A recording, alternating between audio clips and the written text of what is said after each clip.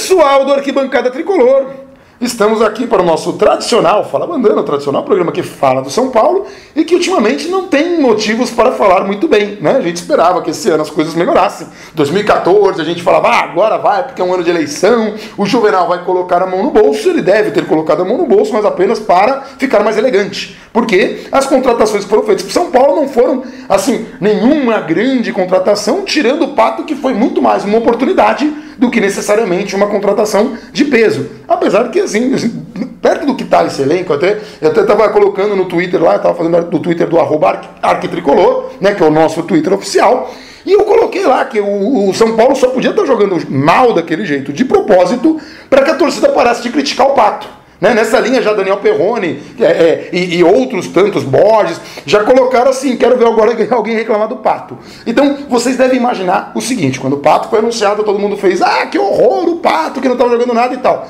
E agora que a gente está vendo os jogos do São Paulo, a gente já está achando uma boa ideia. Então, este é o panorama do time hoje.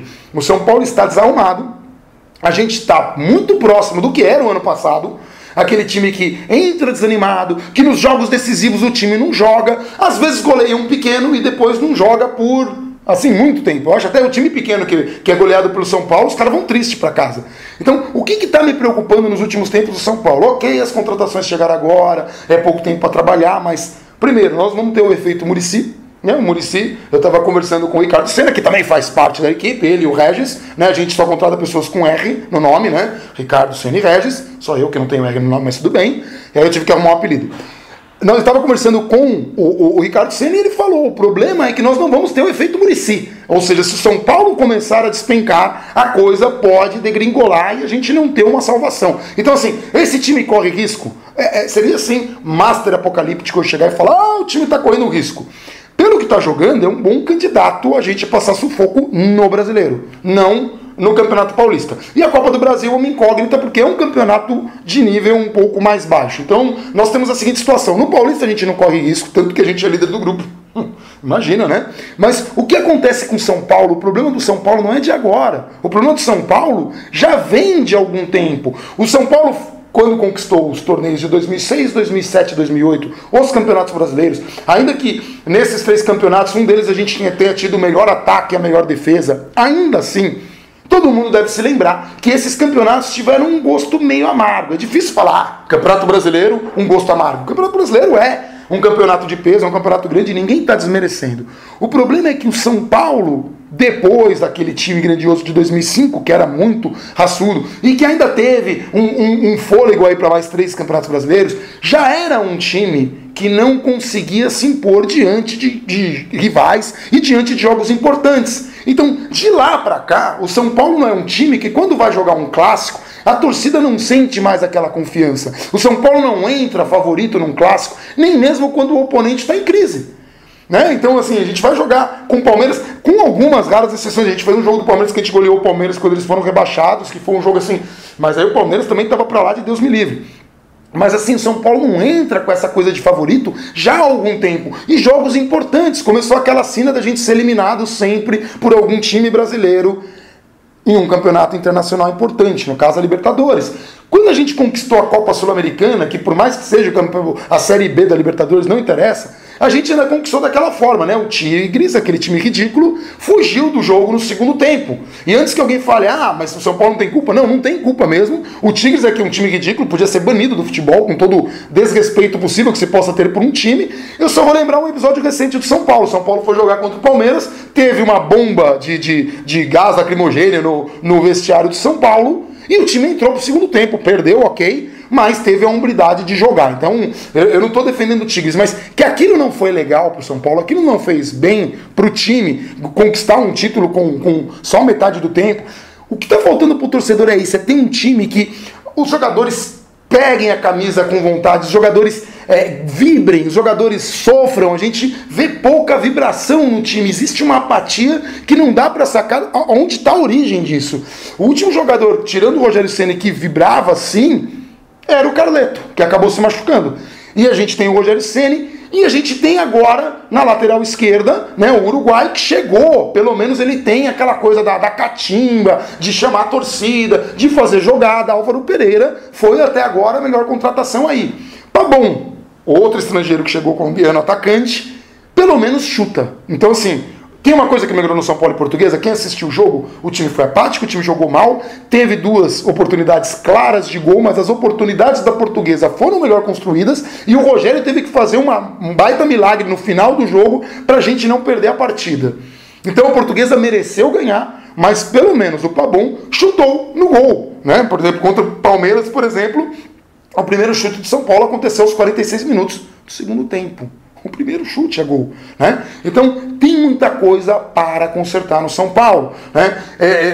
Assim, se a gente tivesse aqui no Brasil um calendário um pouco mais sério, nós teríamos 2 campeonatos: o Campeonato Brasileiro, pontos corridos, e a Copa do Brasil, que seria o nosso torneio nacional de eliminação, de mata-mata. E aí a gente teria 2 torneios relevantes, cada um numa modalidade. Então o que eu falo? Mesmo os títulos brasileiros que a gente ganhou, que o torcedor nos anos que nós conquistamos, 2006, 2007, 2008, quando a gente conquistou aqueles títulos, ficou aquele gosto, é um prêmio consolação porque a gente não ganhou a Libertadores. Então, assim, o problema do São Paulo é um pouco mais complicado do que isso. O São Paulo precisa recuperar essa coisa com a camisa, essa grandeza de futebol que consagrou. É um time gigantesco. É o time com títulos mais relevantes, com maior número de títulos mundiais. É um time que tem tradição de Libertadores da América. É um time que mais conquistou o Campeonato Brasileiro de verdade. E o Campeonato Brasileiro não de verdade, aí tem o Santos, né, que conquistou 8 vezes, e o Palmeiras, mas aí é disputando no Paro Ímpar, no Campeonato de Cuspe e no Jockey Pô, né, teve 2 títulos que o Palmeiras ganhou no Jockey Pô, então aí eles têm 8 títulos brasileiros. Mas os que valem, contando 71 para agora, o São Paulo tem 6 conquistas, então não é um time para ser menosprezado. O torcedor está sofrendo, não vemos soluções assim há pouco tempo, e assim, é até complicado quando a gente vê promessas de candidatos aí, vamos montar uma super equipe.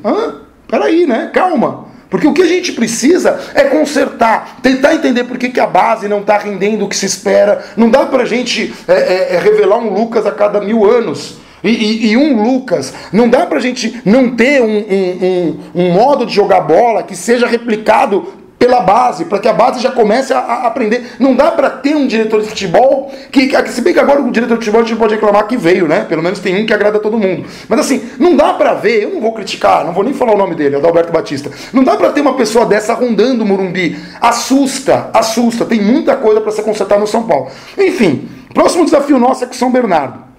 Nós estamos numa campanha já, né? O Campeonato Paulista é interessante, sim, a gente quer conquistar, desde 2005 que a gente não conquista, e quando a gente conquistou foi bom pro São Paulo, porque já veio Libertadores e Mundial no mesmo ano, mas o foco desse ano, eu volto a falar, pelo menos assim, para nós aqui da equipe do Arquibancada, é a Copa do Brasil, que é um título inédito e a gente tem que ir com tudo para cima. Estamos fazendo contratações, vamos esperar que o Pato renda dentro de campo e vamos esperar a tal contratação que o São Paulo anunciou aí que poderia acontecer. A gente não sabe quem é, mas poderia vir alguém. Os rumores apontavam pro Lugano. Sinceridade, eu adoraria ver o Lugano de volta pro São Paulo. Acho que ele, pro espírito do São Paulo, seria muito bom, muito mais do que para necessidade, se bem que olhando para a defesa do São Paulo, acho que isso é por todas as necessidades possíveis, né? E nós estamos esperando também a situação do Breno. Gente, tá difícil. Tá complicado, tá? Eu vou até dar um gole aqui na tradicional caneca com líquido estranho. Vamos acompanhar o São Paulo aí. Na próxima segunda-feira a gente volta, esperamos com notícias melhores, tá? Então eu vou me despedindo. Um abração para todo mundo e até segunda-feira. E se tiver mais novidades aí, a gente vai divulgando. Acompanhe nossos canais, facebook.com/arquibancada, Twitter, @arquitricolor, e também tem o arquibancatricolor.com.br, repórterbandana.com, não tem o BR, tá? O Repórter Bandana é importado, é só .com. E o Facebook /repórterbandana. Ok? Abração pra todo mundo, até a próxima segunda.